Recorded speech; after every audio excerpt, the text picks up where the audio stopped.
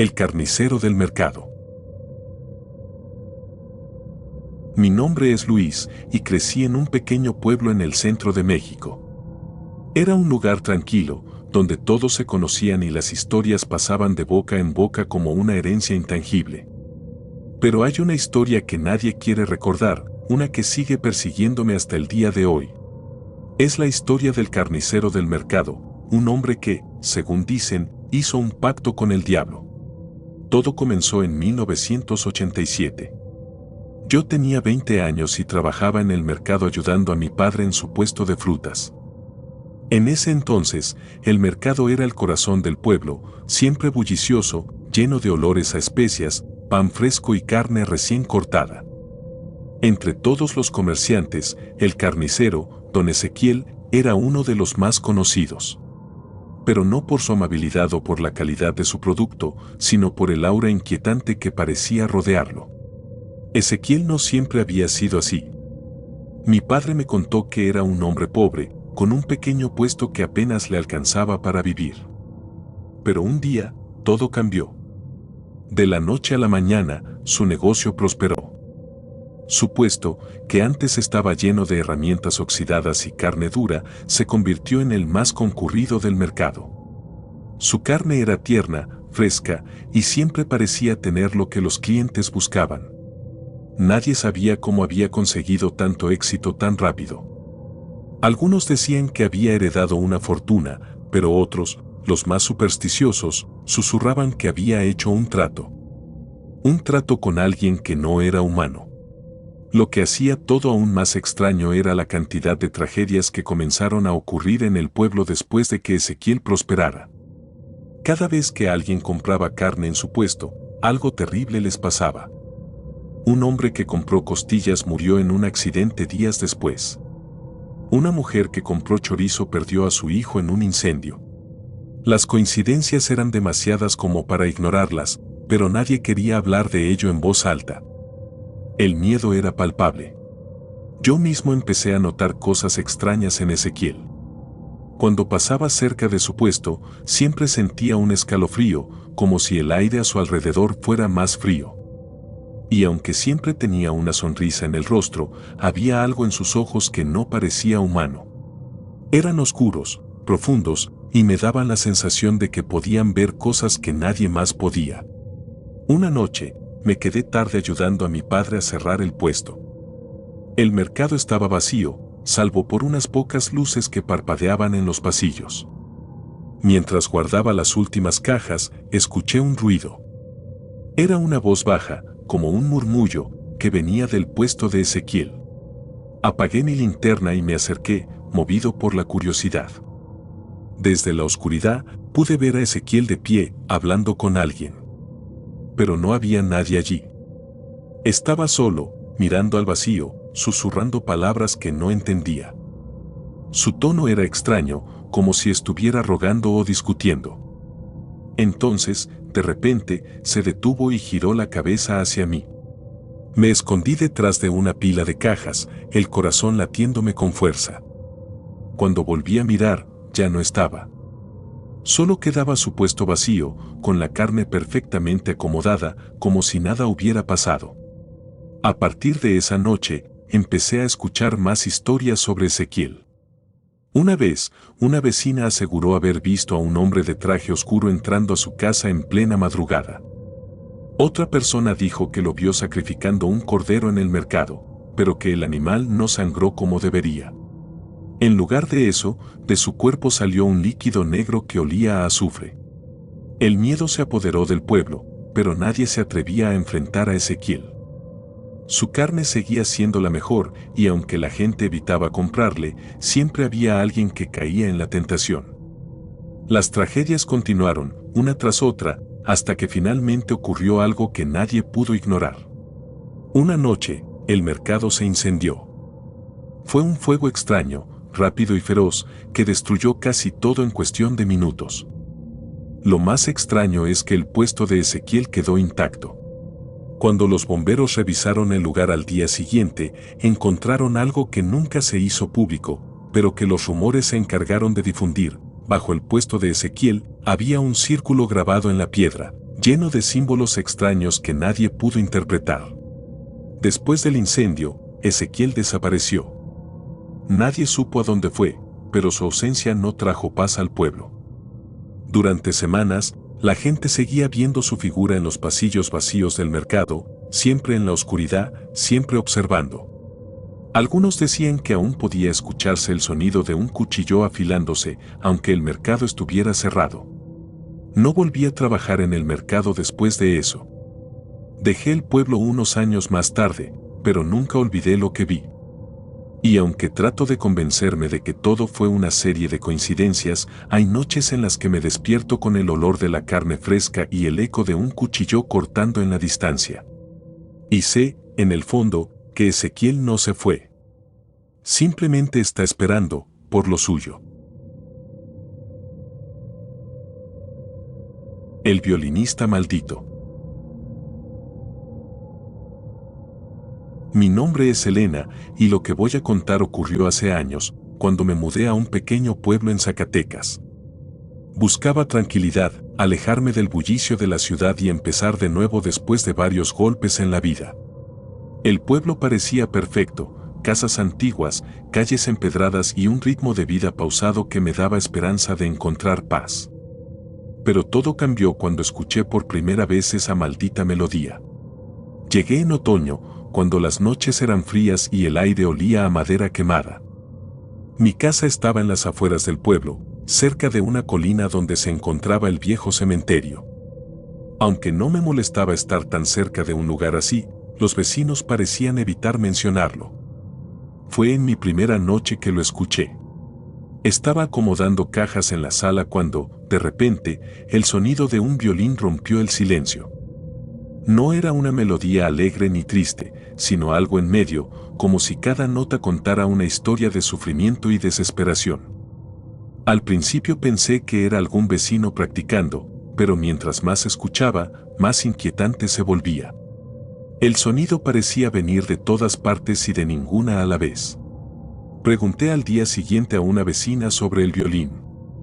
Su expresión cambió de inmediato, como si hubiera dicho algo prohibido.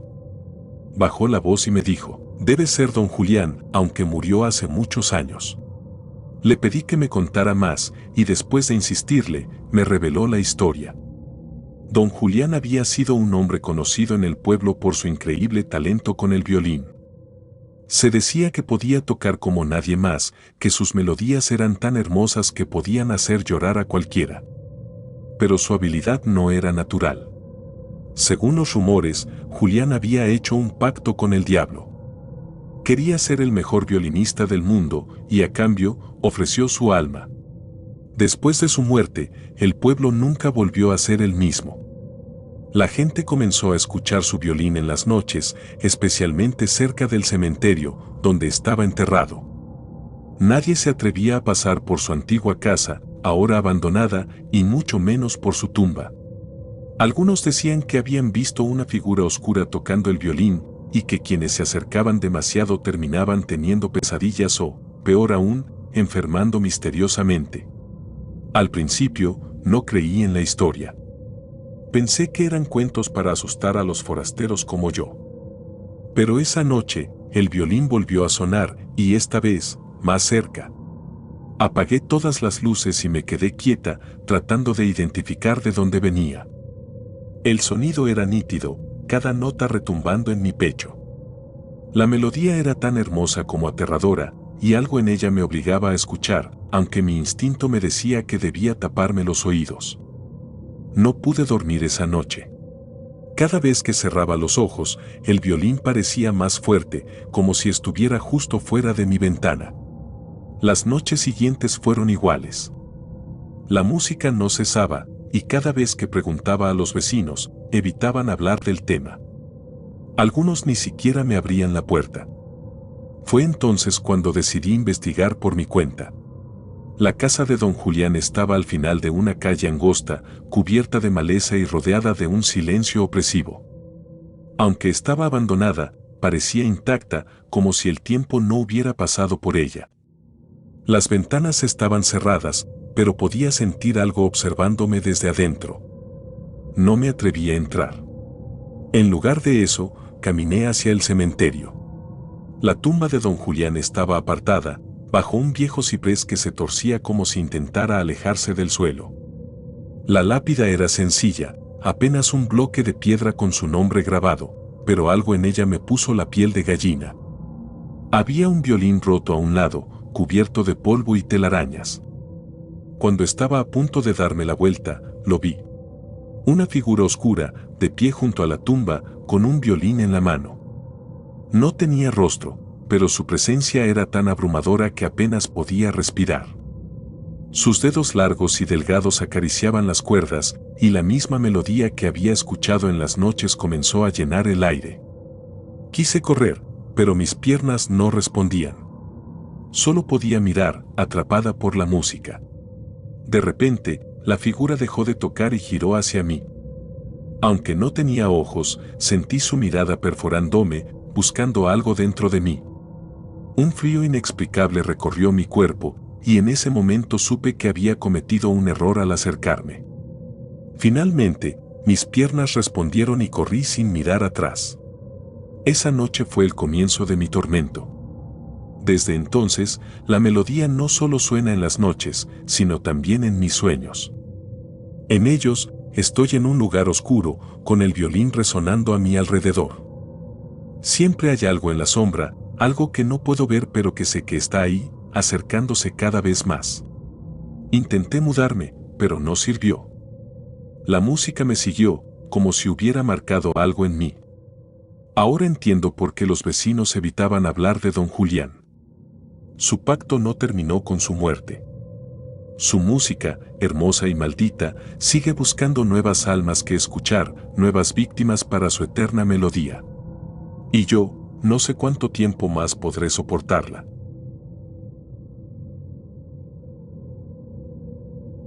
El puente de los condenados. Mi nombre es Daniel, y nunca fui de creer en historias de miedo.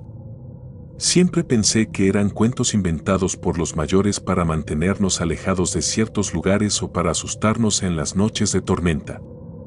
Pero lo que ocurrió aquella noche cambió todo. Ahora sé que hay cosas que no deberían ser vistas ni mencionadas, porque una vez que cruzas esa línea, no hay regreso. Todo empezó como un juego. En mi pueblo, había un viejo puente de madera que la gente evitaba. Era estrecho y temblaba con cada paso, pero lo que realmente mantenía a las personas alejadas eran las historias. Decían que si lo cruzabas a la medianoche, podías hacer un pacto con el diablo. Según los rumores, todo lo que tenías que hacer era pararte en el centro del puente, cerrar los ojos y decir tu deseo en voz alta.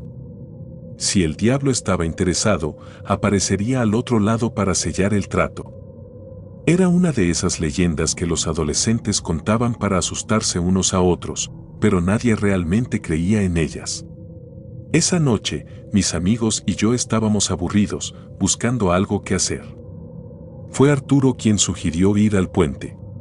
Vamos, ¿qué es lo peor que puede pasar?, dijo con una sonrisa burlona. Al principio, nos reímos.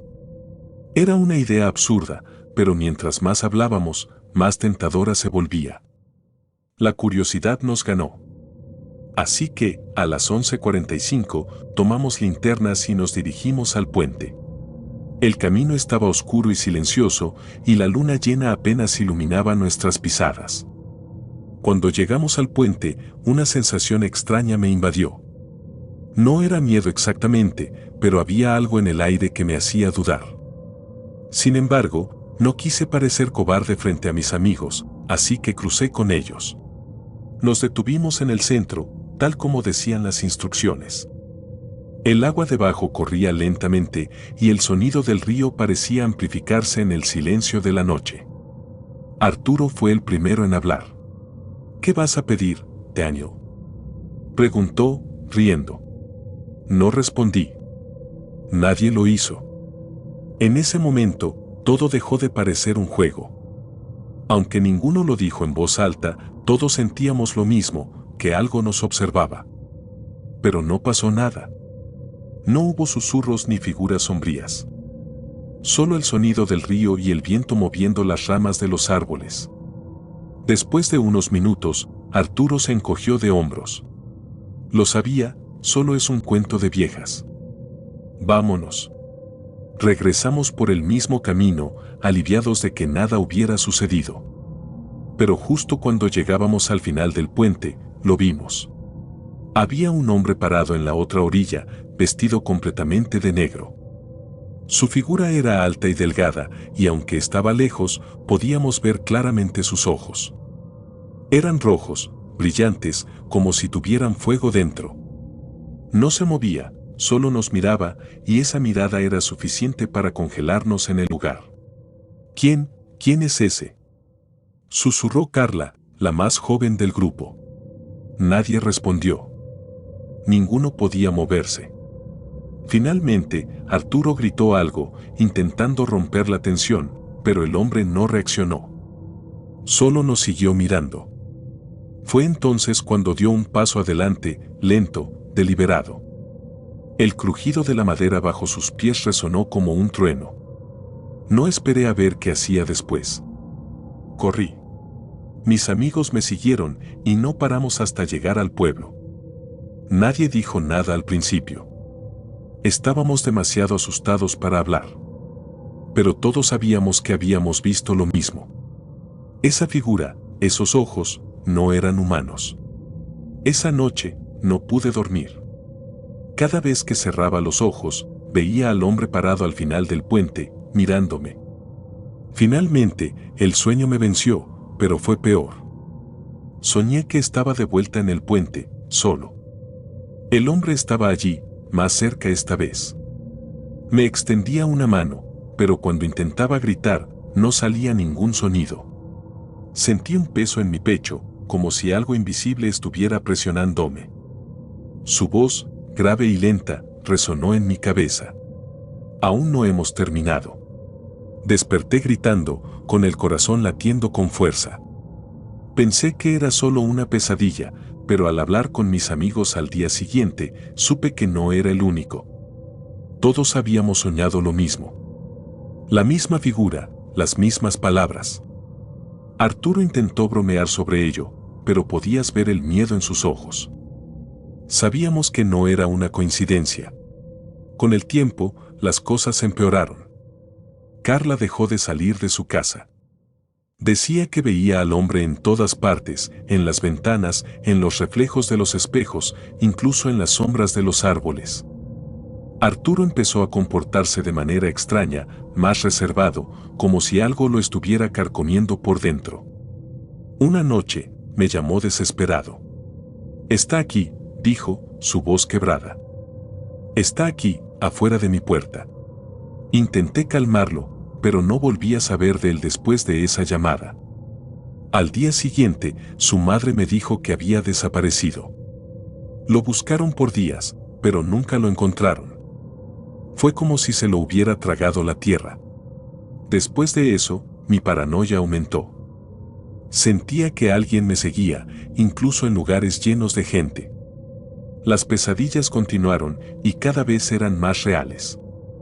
Siempre estaba en el puente y siempre estaba él, esperándome, exigiéndome algo que no entendía. Una noche, no pude más. Decidí regresar al puente. No sé qué esperaba encontrar, pero sentía que era la única manera de acabar con todo. Llegué a la medianoche, con el corazón en la garganta. El lugar estaba exactamente como lo recordaba, pero esta vez el aire era más frío, más pesado. Caminé hasta el centro y grité su nombre, si es que lo tenía. Le pedí que apareciera, que me dijera qué quería. Al principio, no pasó nada. Luego, el aire se llenó de un olor a azufre y el río, que antes fluía con calma, comenzó a agitarse. La figura apareció al otro lado del puente, como la primera vez. Pero esta vez, no estaba sola. Detrás de él había sombras, formas humanas que se retorcían en la oscuridad. Sus rostros eran vacíos, pero podía sentir su sufrimiento. El hombre dio un paso hacia mí y su voz resonó en mi mente. Todos pagan. Nadie cruza sin dejar algo. No recuerdo cómo llegué a casa esa noche. Todo es un borrón después de eso. Pero desde entonces, mi vida no ha sido la misma. Los sueños continúan, y sé que es solo cuestión de tiempo antes de que venga por mí. Porque en el puente de los condenados, nadie cruza sin pagar el precio. Y yo aún no sé cuál será el mío.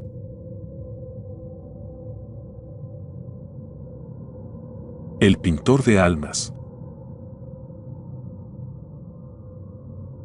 Mi nombre es Adrián y trabajo como restaurador de arte en una pequeña galería de la Ciudad de México. Siempre he amado lo que hago, devolverle vida a obras que el tiempo ha intentado borrar. Pero jamás imaginé que un cuadro podría cambiar mi vida de la manera en que lo hizo aquel día. Nunca volveré a ver el arte con los mismos ojos. Todo comenzó cuando un cliente misterioso dejó un cuadro en la galería. No recuerdo su rostro, llegó envuelto en una capa oscura, dejó la pintura sobre el mostrador y salió casi sin hablar. La tela estaba cubierta con un paño de lino amarillento y al destaparla, algo en mi interior se agitó. Era un óleo antiguo, claramente del siglo XIX, aunque no había ninguna firma visible. En el centro del lienzo, un hombre delgado y demacrado estaba sentado frente a un caballete. Parecía estar pintando algo, pero su pincel estaba mojado con lo que claramente no era pintura. El color rojo oscuro y la textura del líquido me hacían pensar en sangre. Había algo más en el cuadro que me incomodaba. Los detalles eran demasiado vivos. La mirada del hombre, profunda y fija, parecía salir del lienzo. Sus ojos eran como dos abismos que me miraban directamente, sin importar desde dónde lo observara. Aún así, me convencí de que era solo mi imaginación y comencé mi trabajo. El primer día fue como cualquier otro. Limpié la superficie con cuidado, retirando el polvo y los residuos de barniz viejo. Pero esa noche, cuando me fui a casa, tuve el primer sueño. En mi sueño, estaba en un taller oscuro, lleno de caballetes y lienzos incompletos. En cada cuadro había rostros torcidos, gritando en silencio, como si estuvieran atrapados dentro de la pintura. Al fondo, vi al hombre del cuadro. Estaba de espaldas, pintando con movimientos lentos y precisos. Cuando intenté acercarme, giró la cabeza hacia mí. Sus ojos eran los mismos que en el cuadro, pero esta vez brillaban con un rojo intenso. Desperté sudando, con el corazón latiendo con fuerza. Pensé que era solo un mal sueño provocado por el día largo, pero al regresar a la galería, algo había cambiado. El cuadro parecía distinto. Los colores eran más intensos, y juraría que el rostro del hombre había cambiado ligeramente. Su expresión era más severa, como si estuviera enojado. Miré a mi alrededor, buscando alguna explicación lógica, pero estaba solo en la galería. Esa noche, decidí investigar más sobre la pintura. Busqué en archivos y catálogos, pero no encontré nada relacionado con el cuadro. Sin embargo, en un foro de coleccionistas de arte, alguien mencionó al pintor Efraín Gálvez, un artista olvidado del siglo XIX. Decían que Gálvez había vendido su alma al diablo a cambio de fama y que sus cuadros tenían un precio oculto, cada obra encerraba una parte de su alma, y quienes las poseían terminaban siendo consumidos por ellas. No quería creerlo, pero mientras más leía, más detalles coincidían. Gálvez había desaparecido misteriosamente y muchos de sus cuadros se habían perdido. Los pocos que quedaban eran evitados por los coleccionistas, quienes los consideraban malditos. Esa noche, el sueño regresó. Esta vez, el hombre del cuadro estaba frente a mí, sosteniendo su pincel ensangrentado. No habló, pero señaló un caballete vacío a mi lado. En el lienzo aparecieron manchas rojas, como si alguien estuviera pintando desde el otro lado de la tela. Sentí un frío indescriptible y desperté de golpe, con la sensación de que algo me observaba desde la oscuridad de mi habitación. Al día siguiente, algo terrible ocurrió. Mientras trabajaba en la restauración, me corté la mano con una herramienta. Una gota de mi sangre cayó sobre el cuadro, y en ese momento sentí una punzada de dolor, no en mi mano, sino en mi pecho. Fue como si algo dentro de mí hubiera sido arrancado. Limpié la sangre rápidamente, pero la mancha no desapareció. Se fundió con la pintura, como si el cuadro la hubiera absorbido. Esa noche, decidí guardar el cuadro en el almacén de la galería. Ya no quería verlo. Pero mientras lo llevaba, sentí un peso extraño en mis brazos, como si el lienzo se volviera más pesado con cada paso. Lo dejé en una esquina y cerré la puerta con llave. Pensé que todo terminaría ahí, pero estaba equivocado. Al día siguiente, cuando llegué a la galería, el cuadro no estaba en el almacén. Lo encontré colgado en la pared principal, iluminado por un rayo de luz que se filtraba por una ventana. Mi jefe juró que no lo había movido, y los demás empleados negaron haber entrado al almacén. Pero lo más perturbador fue que la pintura había cambiado de nuevo. El hombre ya no estaba sentado. Ahora estaba de pie, frente al caballete, mirando directamente hacia afuera del lienzo. Su expresión era sombría, y su mano señalaba hacia mí. Sentí un nudo en el estómago y supe que no podía quedarme con ese cuadro más tiempo. Esa noche, llevé el cuadro a mi casa. Mi plan era quemarlo, destruirlo de una vez por todas. Pero cuando intenté encender el fuego, el cuadro no ardió. En lugar de eso, el aire se llenó de un olor a quemado y azufre, y la llama se apagó de golpe. El rostro del hombre en el cuadro parecía sonreír, como si supiera que no podía deshacerme de él. Desde entonces, mi vida ha sido un infierno. Cada noche, escucho susurros en mi casa, una voz baja que repite mi nombre una y otra vez. El cuadro sigue cambiando, cada vez más vivo, más real. En mis sueños, el hombre me habla ahora. Me dice que el cuadro necesita completarse, que yo soy el siguiente pincel. No sé cuánto tiempo más podré soportarlo. Siento que algo me observa constantemente, incluso cuando estoy con otras personas. El cuadro sigue en mi casa, porque sé que no puedo deshacerme de él. Y cada día, el rostro del hombre parece más feliz, como si estuviera esperando el momento en que finalmente ceda. Si estás leyendo esto, ten cuidado. Si alguna vez te encuentras con un cuadro que no puedes apartar de tu mente, que parece demasiado real para ser solo pintura, aléjate. Porque el arte, como he aprendido, puede ser hermoso. Pero también puede ser una puerta al infierno.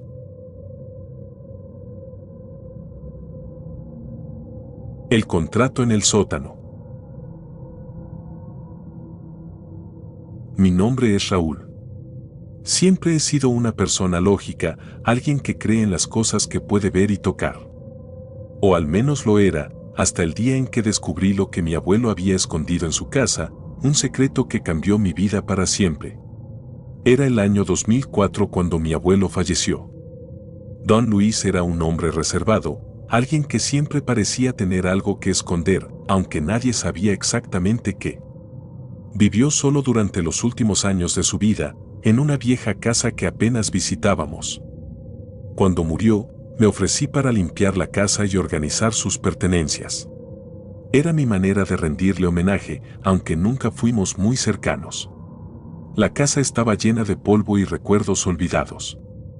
Mientras recorría las habitaciones, me sorprendía encontrar cartas, fotografías y objetos que parecían pertenecer a una vida completamente distinta a la que conocía de mi abuelo.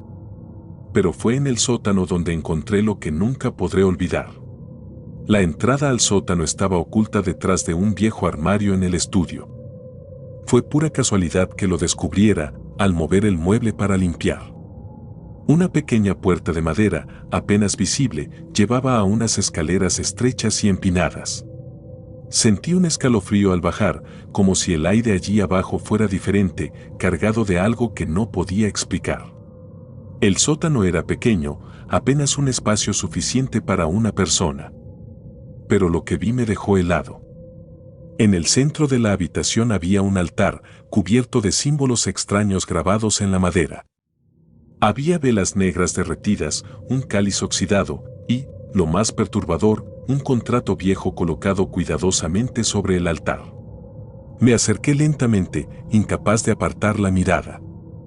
El papel era amarillento y frágil, como si estuviera a punto de deshacerse al tocarlo. Pero las letras eran nítidas, escritas con una caligrafía perfecta que no parecía humana. Al final del documento estaba la firma de mi abuelo, junto con una marca que parecía hecha con sangre. El contrato no era largo, pero lo poco que entendí me llenó de una sensación de terror indescriptible.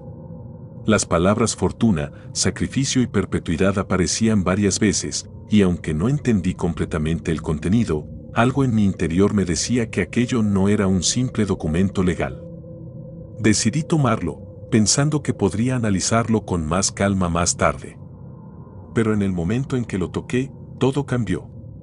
El aire en el sótano se volvió helado, y las velas, que parecían apagadas desde hace años, se encendieron de golpe. Escuché un susurro, bajo y gutural, que venía de todas partes y de ninguna a la vez. Dejé caer el contrato y corrí escaleras arriba, cerrando la puerta detrás de mí. Esa noche fue la primera vez que soñé con él. En mi sueño, estaba en el sótano, pero no estaba solo. Una figura alta y oscura, con ojos rojos como brasas, estaba de pie junto al altar. Su presencia era abrumadora, como si llenara todo el espacio con su mera existencia. No hablaba con palabras, pero podía sentir lo que quería.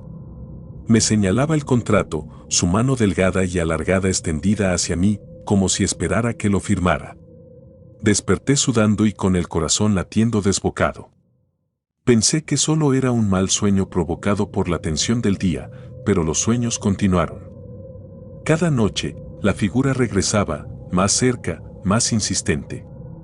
En algunos sueños, me hablaba, aunque no entendía lo que decía. Su voz era un murmullo imposible de descifrar, pero la intención era clara, quería que continuara con el pacto. Durante el día, las cosas tampoco estaban bien. Comencé a notar sombras en mi casa, moviéndose por el rabillo del ojo. Las luces parpadeaban sin razón y había un olor extraño, metálico, que parecía venir de ninguna parte. Pensé en deshacerme del contrato, quemarlo o enterrarlo, pero algo me detenía. Era como si una fuerza invisible me obligara a conservarlo. Intenté buscar respuestas. Fui a la iglesia del pueblo y hablé con el padre Gabriel, un hombre mayor que había conocido a mi abuelo. Cuando le conté sobre el sótano y el contrato, su rostro se puso pálido. Luis siempre fue un hombre ambicioso, dijo después de un largo silencio. Hubo un tiempo en el que tenía mucho, más de lo que cualquiera en este pueblo podría soñar. Pero todo eso vino de la nada, como si lo hubiera sacado del aire. Siempre sospeché que había algo más, pero nunca imaginé esto. El padre Gabriel me aconsejó destruir el contrato, pero no me garantizó que eso resolvería el problema. Al día siguiente, intenté hacerlo. Encendí un fuego en el patio y lancé el contrato al centro. Pero las llamas, en lugar de consumir el papel, se apagaron de inmediato, dejando el contrato intacto.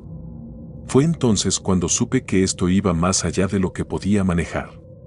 Esa noche, el sueño fue diferente. La figura ya no estaba en el sótano. Estaba en mi habitación, de pie al pie de mi cama, mirándome. Podía sentir su respiración fría, su presencia opresiva que me hacía difícil moverme o respirar. Esta vez, habló claramente. El pacto no se rompe. Se hereda. Desperté gritando, y en mi mano había una marca que no estaba antes, una pequeña cruz invertida, grabada como si hubiera sido quemada en mi piel. Intenté lavarla, frotarla, pero no desapareció. Desde entonces, mi vida ha sido una espiral descendente. Perdí mi trabajo, mis amigos comenzaron a alejarse y mi salud se deterioró sin explicación. Lo único constante son los sueños, donde la figura me sigue pidiendo que firme el contrato, que continúe con el acuerdo que mi abuelo hizo tantos años atrás. No sé cuánto tiempo más podré resistir. Cada día, la tentación de ceder es más fuerte, pero el miedo a lo que eso significaría me detiene. El contrato sigue en mi casa, escondido en un lugar donde ni siquiera yo quiero buscarlo. Pero sé que no importa cuánto intente ignorarlo. La figura siempre está ahí, esperando, vigilándome hasta que finalmente tome una decisión.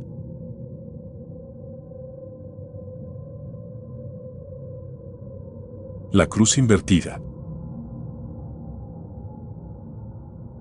Mi nombre es Carlos, y lo que voy a contar ocurrió hace algunos años, cuando me mudé a una vieja casa en las afueras de un pequeño pueblo. Siempre he sido una persona escéptica, alguien que no cree en supersticiones ni historias de fantasmas. Pero lo que viví en ese lugar cambió todo. No sé si la maldición sigue conmigo, pero hasta el día de hoy no he vuelto a dormir tranquilo. La casa estaba en ruinas cuando la compré. Había pertenecido a una familia que la abandonó décadas atrás, dejando todo en un estado de abandono que hacía difícil imaginar que alguna vez fue un hogar. Me pareció perfecta para arreglarla y comenzar de nuevo. Desde el primer día, pasé horas limpiando y reparando, desechando viejos muebles y objetos que no me servían. Pero fue en el patio donde encontré algo que jamás debí tocar. El patio era un terreno amplio, lleno de maleza y piedras. Mientras trabajaba arrancando hierba, noté algo enterrado parcialmente en la tierra. Era una cruz de madera. Estaba vieja, cubierta de lodo y con los bordes astillados. No era una cruz normal, estaba invertida, algo que me pareció curioso, pero no le di mayor importancia. La saqué de la tierra, la limpié un poco y la llevé al interior de la casa, pensando que podía restaurarla y usarla como decoración. Esa noche, las cosas comenzaron. Todo empezó con ruidos leves. Mientras cenaba, escuché lo que parecían pasos en el piso de arriba. Pensé que era mi imaginación o quizá algún animal que había entrado a la casa antes de que terminara de sellar las ventanas rotas. Subí con una linterna, pero no encontré nada fuera de lo común. Decidí ignorarlo y acostarme temprano, pero el sueño no llegó fácil. A medianoche, desperté de golpe. El cuarto estaba helado, mucho más frío que el resto de la casa, y había un olor extraño en el aire, como a azufre. Me levanté para revisar la calefacción, pero todo estaba funcionando bien. Al volver a mi cama, noté que la cruz estaba sobre el mueble junto a la ventana, exactamente donde la había dejado, pero algo era diferente. Parecía más oscura, como si la madera hubiera absorbido algo del ambiente pesado que sentía en ese momento. No tardé en darme cuenta de que no estaba solo. Una sombra pasó rápidamente por el pasillo frente a mi puerta, tan clara que me hizo retroceder un paso. Intenté convencerme de que era una ilusión causada por el cansancio, pero el golpe seco que escuché en la sala me hizo entender que algo estaba ocurriendo. Bajé lentamente, sintiendo el corazón latir con fuerza en mi pecho. La luz de la sala parpadeaba, algo que nunca había hecho antes. Cuando llegué, no vi a nadie, pero el olor a azufre era aún más fuerte. En el suelo, había marcas, 3 líneas largas, como si algo con garras hubiera arañado la madera. Decidí no quedarme más tiempo en la planta baja y subí de nuevo, cerrando mi puerta con llave. Esa noche, no volví a dormir. A la mañana siguiente, le conté lo ocurrido a mi vecino, un hombre mayor que vivía en la casa más cercana. Me miró con una mezcla de incredulidad y preocupación cuando mencioné la cruz. Sin embargo, cuando le describí cómo la encontré, su expresión cambió. «Esa cruz», dijo en voz baja. «Esa cruz pertenece a la familia que vivía aquí antes de ti. Dicen que uno de ellos hizo un pacto con el diablo para conseguir fortuna y que la enterraron ahí como parte del trato. No debiste sacarla». Quise reírme de lo que decía, pero la seriedad en su rostro me lo impidió. Me explicó que la familia que vivió en la casa había prosperado rápidamente, pasando de la miseria a la riqueza en un tiempo sorprendentemente corto. Pero algo salió mal. Según las historias, uno por uno comenzaron a morir de formas extrañas y violentas hasta que la casa quedó vacía. Nadie se había atrevido a habitarla desde entonces. Regresé a casa con la intención de deshacerme de la cruz, pero algo me detuvo. Una parte de mí estaba aterrorizada por lo que podría ocurrir si la dejaba fuera de la casa. Esa noche, me arrepentí de no haberlo hecho. El ambiente se volvió más pesado. Las sombras en las esquinas parecían moverse cuando no miraba directamente y las risas comenzaron. No eran risas humanas, sino algo distorsionado, como si alguien intentara imitar la risa de un niño. Venían de todas partes, resonando en las paredes y en el techo, haciéndome temblar de miedo. Decidí quemar la cruz. Era la única solución que se me ocurría. La llevé al patio y encendí un pequeño fuego. La arrojé a las llamas, esperando que todo terminara ahí, pero en lugar de consumirse, la madera chisporroteó violentamente y el olor a azufre llenó el aire. El fuego se apagó de golpe, como si alguien hubiera soplado sobre él, y la cruz quedó intacta. Esa noche fue la peor. Desperté a las 3 de la madrugada con la sensación de que alguien me observaba. Al abrir los ojos, vi una figura al pie de mi cama. Era alta, con una silueta imposible de definir, pero sus ojos eran 2 puntos rojos brillantes que parecían arder. No podía moverme ni gritar. Sentí su peso sobre mí, como si estuviera presionándome contra la cama, y escuché un susurro en mi oído. El trato sigue en pie. Cuando desperté, estaba solo, pero las marcas en mis brazos y cuello eran reales. Parecían quemaduras leves, como si algo me hubiera tocado con una brasa encendida. Salí de la casa ese mismo día, dejando todo atrás, incluida la cruz.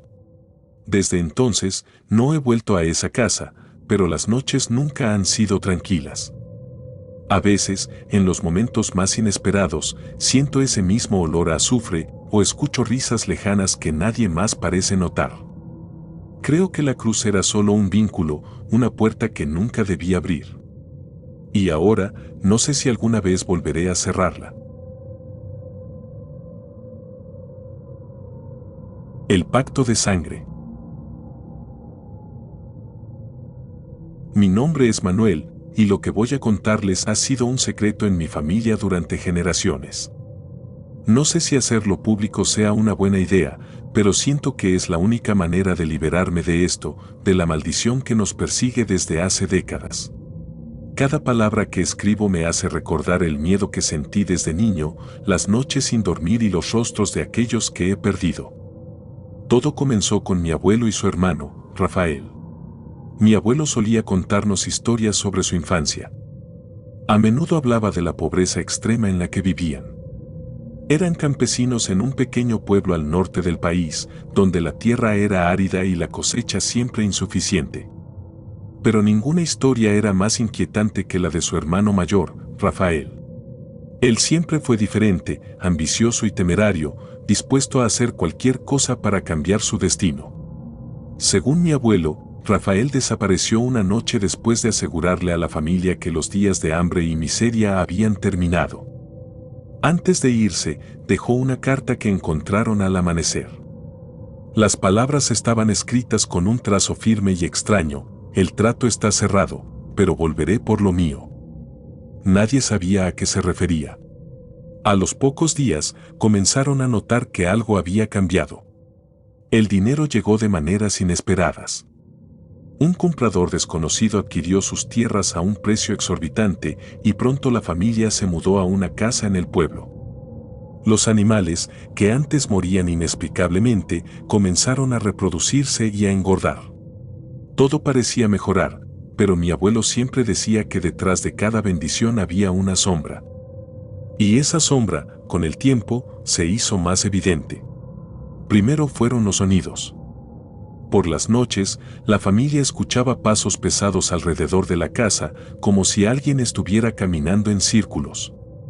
Luego comenzaron los murmullos, una voz grave e incomprensible que parecía venir de las paredes mismas. Mi abuelo, que era apenas un niño, aseguraba haber visto una figura alta y oscura en el campo, observándolos desde lejos. Con los años, la historia de Rafael se convirtió en una especie de leyenda dentro de la familia. Nadie hablaba de ella abiertamente, pero todos sabíamos que algo había pasado. Mi abuelo decía que Rafael había hecho un pacto con el diablo, entregando su alma a cambio de la prosperidad de la familia. Pero el trato no terminó con él. El precio debía ser pagado por cada generación. Cuando cumplí 18 años, fue la primera vez que sentí la presencia de lo que mi abuelo describía. Estaba solo en mi habitación una noche, estudiando para un examen, cuando escuché un golpe seco en la ventana. Pensé que era el viento, pero al acercarme, vi algo que me paralizó. En el cristal había una marca, una huella grande y alargada, como si una mano oscura y retorcida la hubiera presionado desde afuera. Lo más extraño es que mi habitación estaba en el segundo piso. Esa noche no dormí. Durante semanas, tuve pesadillas en las que una figura sombría me perseguía a través de un campo infinito. Siempre se detenía justo frente a mí y extendía una mano, como si estuviera exigiendo algo. Nunca decía nada, pero la sensación de su presencia era suficiente para despertarme sudando y con el corazón acelerado. Con el tiempo, comencé a hablar de mis experiencias con otros miembros de la familia. Para mi sorpresa, no era el único. Mi primo mayor, Luis, confesó haber visto la misma figura en varias ocasiones, siempre al borde del bosque cerca de nuestra casa. Mi tía Rosa hablaba de una voz que la llamaba por su nombre en las noches, una voz que no pertenecía a nadie que conociera. Incluso mi madre, quien siempre había sido escéptica, admitió haber sentido una mano fría rozar su hombro mientras estaba sola en la cocina. Todo culminó una noche en la que la figura finalmente se presentó. Era el aniversario de la desaparición de Rafael, un detalle que no noté hasta mucho después. Estaba solo en casa, ya que mis padres habían salido a visitar a unos amigos. El ambiente era pesado, como si el aire estuviera cargado de electricidad. Mientras me preparaba para acostarme, escuché los pasos. Eran lentos, deliberados, y venían desde el pasillo. Al principio pensé que alguien había entrado a la casa, pero al asomarme no vi a nadie. Sin embargo, los pasos continuaron, acercándose cada vez más a mi habitación. Cerré la puerta con llave, temblando de miedo. Fue entonces cuando escuché la voz. El trato está cerrado, pero volveré por lo mío. Eran las mismas palabras de la carta de Rafael, pronunciadas con una voz grave y gutural que parecía resonar dentro de mi cabeza. Sentí que el suelo bajo mis pies temblaba y el aire se volvió tan frío que podía ver mi aliento. Entonces, las luces se apagaron. En la oscuridad, lo vi. Una figura alta, completamente negra, con ojos brillantes como brasas. Estaba parada en la esquina de mi habitación, inmóvil pero imponente. Sentí que me observaba, que podía ver cada pensamiento y cada miedo dentro de mí. Extendió una mano, como lo había hecho en mis pesadillas, y supe que quería algo. No recuerdo mucho más de esa noche. Desperté horas después en el suelo, con marcas en el brazo, como si alguien me hubiera agarrado con fuerza. Mi madre me encontró así y decidió que era suficiente. Nos mudamos poco tiempo después, dejando atrás la casa y las historias de Rafael. Pero la figura no se quedó atrás. La vi varias veces más, siempre a la distancia, siempre observándome. Cada generación de mi familia ha tenido encuentros con esta presencia y cada uno tiene su propia historia de terror. Nadie sabe exactamente qué es lo que busca, pero todos sabemos que el pacto que Rafael hizo no se ha cerrado completamente. Y yo, como todos los demás, sigo esperando el día en que regrese por lo suyo. El libro prohibido. Mi nombre es Ricardo, y lo que estoy por contarles me ha perseguido durante años. No sé si compartir esto sea prudente, pero siento que ya no puedo vivir con este peso en silencio. Todo comenzó en 1999, una época en la que me encontraba explorando mi pasión por los libros antiguos. Siempre me fascinó lo que podían contener, la historia oculta entre sus páginas. Pero aquel libro no era historia, era algo más, algo que desearía nunca haber encontrado. Fue en una librería de segunda mano, un local pequeño y polvoriento en un barrio olvidado de la ciudad. Había pasado horas revisando las estanterías cuando vi un tomo en la esquina más oscura del lugar. Su cubierta era negra, desgastada, sin título ni autor. Lo tomé con curiosidad, sintiendo el cuero seco y áspero bajo mis dedos. Lo abrí, y desde el primer momento supe que no era como los demás. Las páginas estaban llenas de símbolos extraños, dibujos grotescos y lo que parecían ser instrucciones para rituales. Había palabras en latín y otros idiomas que no reconocí. Uno de los dibujos mostraba a una figura con cuernos, de pie en un círculo de fuego, rodeada por lo que parecían ser sombras humanas alargadas, todas inclinadas hacia ella. Me estremecí, pero no pude evitar comprarlo. Algo en él me llamaba, como si el libro mismo quisiera estar conmigo. Esa noche, en mi pequeño departamento, decidí explorarlo con más calma. Las primeras páginas hablaban de invocaciones y pactos, de deseos cumplidos a cambio de sacrificios. Aunque era perturbador, pensé que no era más que una obra de ficción elaborada, quizás algo creado para asustar. Sin embargo, había algo inquietante en la precisión de las instrucciones, en los detalles de los dibujos. Cada línea parecía viva, como si hubiera sido trazada con un propósito. Fue entonces cuando leí una de las invocaciones en voz alta. No sé por qué lo hice. Quizás fue por curiosidad, quizás porque no creía en nada sobrenatural.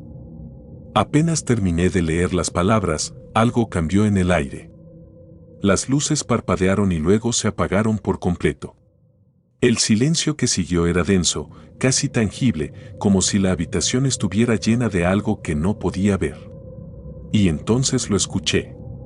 Un susurro bajo, apenas audible, pero que parecía resonar en mi mente más que en el aire.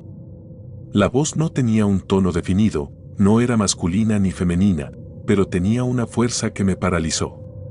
¿Qué deseas?, preguntó, arrastrando las palabras. Mi corazón latía con fuerza y el miedo me impidió responder. Sentí que algo me observaba desde la oscuridad, algo que estaba más cerca de lo que quería imaginar.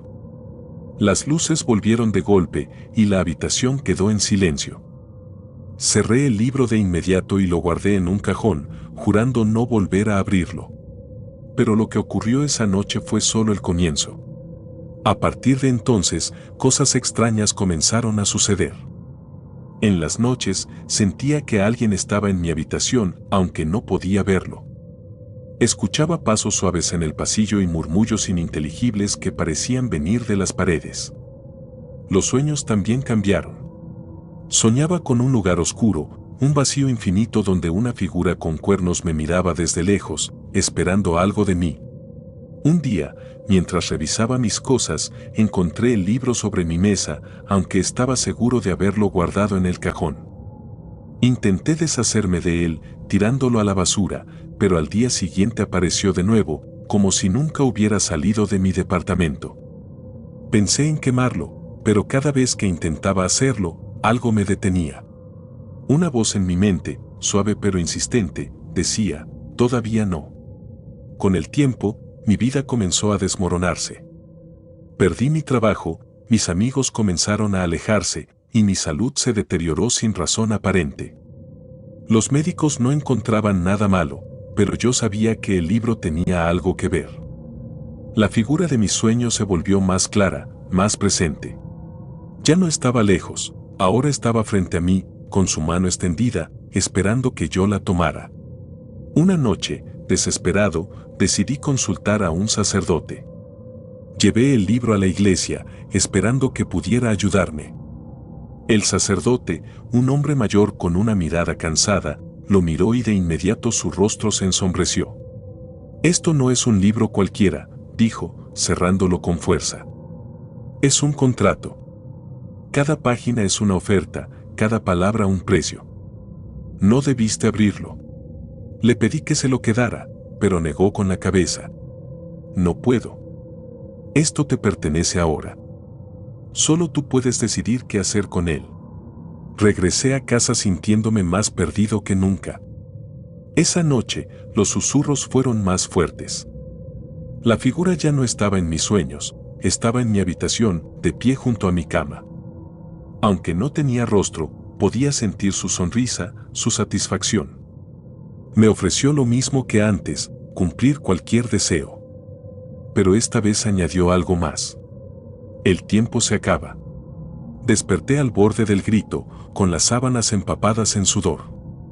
El libro estaba abierto sobre mi pecho, con una página marcada que no recordaba haber leído. En ella, había un dibujo de un hombre arrodillado frente a la figura con cuernos, entregándole algo que parecía ser una sombra, su propia alma. La descripción decía: el pacto se sella con la aceptación. Desde entonces, no he tenido paz. El libro sigue en mi casa, y la figura me visita cada noche, insistiendo en que tome una decisión. No sé cuánto tiempo más podré resistir, pero sé que abrir ese libro fue el peor error de mi vida. Y si alguna vez encuentras algo similar, te lo suplico, no lo toques.